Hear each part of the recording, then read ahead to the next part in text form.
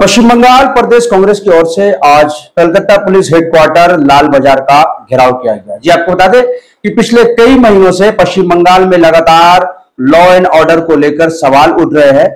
साथ ही साथ महिलाओं के खिलाफ भी कुछ आपराधिक मामले सामने आए हैं। हाल ही में कालियागंज में एक छोटी सी बच्ची को जिस तरह से बम के जद में आकर अपनी जान देनी पड़ी और उसके बाद कस्बा लॉ कॉलेज में जिस तरह से एक गैंग रेप का घटना पेश आया और अन्य घटनाओं को लेकर आज पश्चिम बंगाल प्रदेश कांग्रेस की ओर से कलकत्ता पुलिस हेडक्वार्टर का घेराव किया गया। पश्चिम बंगाल प्रदेश कांग्रेस के अध्यक्ष शुभंकर सरकार की नेतृत्व में एक बहुत बड़ी विरोध रैली कॉलेज स्ट्रीट से शुरू हुई निकाली गई और ये बीबी गांगुली स्ट्रीट होते हुए लाल बाजार की ओर की जानिब पहुंची। इसी बीच कोलकाता पुलिस के कई सीनियर अधिकारी रास्ते पे ही मौजूद थे। पुलिस की ओर से उन्हें रोक दिया गया। काफी देर तक पुलिस और कांग्रेस के कर्मियों के बीच में नोक-झोंक भी हुई। बारिश के बीच कांग्रेस के कर्मी वहां से बिल्कुल डटे रहे, हटे नहीं और तकरीबन सैकड़ों कांग्रेस के कार्यकर्ताओं को, जिसमें शुभंकर सरकार खुद मौजूद थे, उन्हें गिरफ्तारी भी देनी पड़ी। इस मामले को लेकर, इस लाल बाजार अभियान को लेकर शुभंकर सरकार प्रदेश कांग्रेस के अध्यक्ष क्या कुछ कहा उन्होंने, आइए आपको दिखाते हैं। আমি একটা কথা বলি, আজকে শুনে নিন। আমি 8 বছর ছাত্র পরিষদের সভাপতি ছিলাম সর্ববৃহৎ ছাত্র সংগঠনে। আমি সর্বভারতীয় ছাত্র সংগঠনের সাধারণ সম্পাদক ছিলাম। একেবারে অন্যায়, যতগুলো কলেজে গভর্নিং বডি আছে ভেঙে দেওয়া দরকার। শুধু একাডেমিশিয়ান যারা শিক্ষার সঙ্গে যুক্ত, সেটা তৃণমূলের লোক হোক, আমার আপত্তি নেই, কিন্তু যারা শিক্ষা নিয়ে আলোচনা করেন, শুধু রাজনীতি করেন বলে শিক্ষা রাঙিনায় যাতে না বসানো হয়।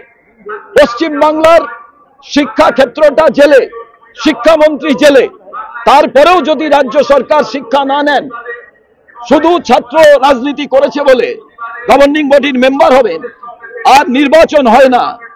আমি রাজ্যপালকে চিঠি দিয়েছি, আপনারা জানেন যে নির্বাচন হয় না। নির্বাচন ইউনিয়ন রুম কিসের, কি জন্য ইউনিয়ন রুম চলে? এমএলএ এমপি যারা কলেজে তারা ইনভাইটই থাকবেন, তাদের ফান্ড থেকে বিধানসভার ভেতরে গিয়ে কলেজের সমস্যা নিয়ে বলবেন।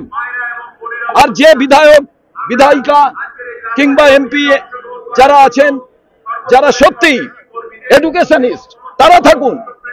বাকি সব বিধায়ক হয়েছি বলেই কলেজের মেম্বার হতে হবে? আমি শিক্ষার কিছু জানি না। এই ঘটনা যাতে না ঘটে, এই দাবিও আমরা আজকের এই মিছিল থেকে আমাদের মূল বিষয়বস্তু হচ্ছে, পুলিশ তুমি কাজ করো, বাংলার মানুষকে রক্ষা করো। সেই দায়িত্বটা অশোক স্তম্ভ নিয়ে যদি না কেউ করে, ওনারা তো যোগ্যতায় চাকরি পেয়েছেন, কোন তৃণমূলের নেতাকে ধরে তো চাকরি পাননি, তাহলে এই কাজটা হচ্ছে কেন? এটাই আমাদের অভিযোগ। প্রমাণে নথি হিসাবে কেন আধার গণ্য হবে? মানে কমিশনার পুলিশকে যে সময় দিয়েছে, আমরা তার কাছে ডেপুটেশন থুড়ি দিতে যাচ্ছি, আমরা তো অভিযোগ জানাতে যাচ্ছি রাস্তায়।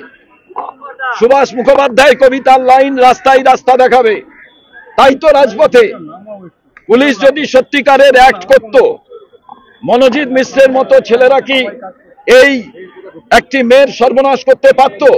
এর আগে 8 বার থানায় অভিযোগ হয়েছে। কালীঘাট থানায় একটি ছেলে, তাকে মারধর করেছিল, অভিযোগ করেছিল, কিছু ব্যবস্থা হয়নি। আরজিকর থেকে সরকার শিক্ষা নেয়নি।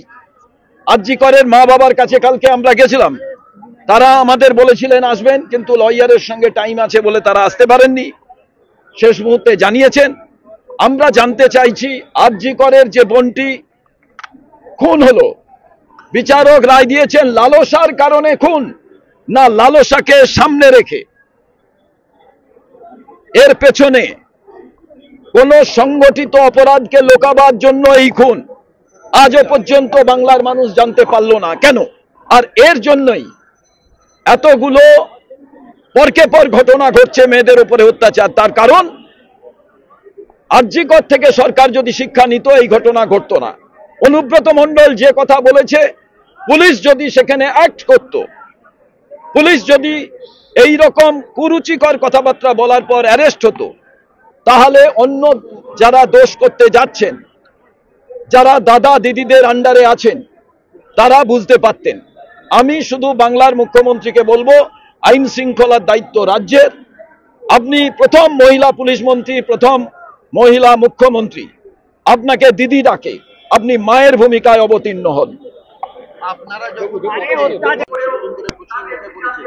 জানেন যে বিহারের ভোটার তালিকা সংশোধন, আপনাকে আজ বলি, ইডি সিবিআই কে দিয়ে কেন্দ্রীয় সরকার পারল না, 370 তুলে দিল, 35A তুলে দিল, রাম মন্দির বানালো, তালাক নিয়ে ঘটনা ঘটলো, তারপরেও দেখছে যে অর্থনৈতিক উন্নতি, দেখছে ভারতবর্ষের বেকারদের চাকরি, হেভি ইন্ডাস্ট্রি, ম্যানুফ্যাকচারিং ইন্ডাস্ট্রি কিছুই করতে যখন পারল না, তখন নির্বাচন কমিশনকে বিজেপি পার্টির একটা শাখা তৈরি করে এবার নির্বাচন কমিশনকে সামনে রেখে ওরা লড়তে চাইছে। রাহুল গান্ধী আমাদের নেতা বলেছেন যে যতই তুমি চেষ্টা করো না কেন, আইনের বাইরে কেউ নয়। আজও লালবাজার যাচ্ছি, আমাদের একটাই প্রশ্ন, ভারতবর্ষের সংবিধান মেনে যে পুলিশ কমিশনার আপনি কি কাজ করছেন, সেরকম নির্বাচন কমিশনার আপনি সংবিধান মেনে কি কাজ করছেন? ওই মোটা বইটাই আমাদের কাছে সব থেকে গুরুত্বপূর্ণ। ওই বইটা নিয়েই আমাদের লড়াই, অন্য কিছু নিয়ে না। বাইরে ধর্মঘট হয়েছে, সেখানে পুলিশ যে চর মেরেছে তার বিরুদ্ধে কোনো ব্যবস্থা নেওয়া হয়নি। আপনাকে আজ বলি, রুটি রুজির জন্য যত বড় কেউ হোক, মুখ্যমন্ত্রী, প্রধানমন্ত্রী, যত বিজ্ঞানী, ডাক্তার, শ্রমিক যদি কাজ না করে তাহলে দেশ শেষ হয়ে যাবে।